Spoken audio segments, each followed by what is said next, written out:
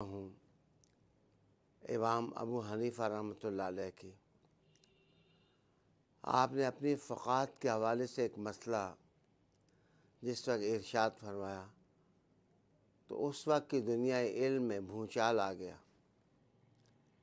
لیکن آپ کا جذبہ صادق تھا اور آپ کا احساس پاکیزہ۔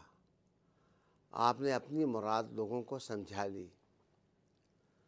وہ نماز جو 4 رکعت پر مشتمل ہو، مسئلہ یہ ہے کہ 2 رکعت کے بعد سبق عبدہ و رسولہ تک پڑھا جاتا ہے، تو اگر کوئی پہلے ہی قاعدے میں 7 درود شریف ہی پڑھ دے تو امام ابو حنیفہ نے ارشاد فرمایا کہ اس کو سجدہ سہو نکالنا پڑے گا۔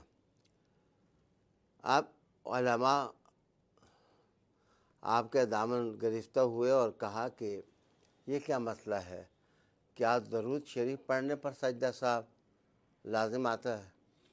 درود شریف پڑھنا تو عبادت ہے، درود شریف پڑھنا تو محبت ہے، درود شریف پڑھنا تو عشق ہے، درود شریف پڑھنا تو جان رسالت کے ساتھ رابطہ ہے۔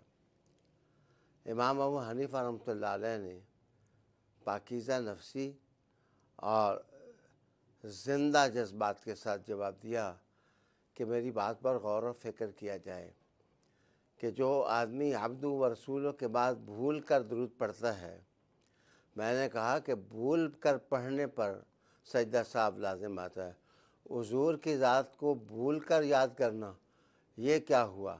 جب بھی رحمت عالم کو یاد کیا جائے شعوری قوت کے ساتھ یاد کیا جائے۔ آپ نے کہا کہ پوری حضوری کے ساتھ رحمت عالم صلی اللہ علیہ وآلہ وسلم کو یاد کیا جائے۔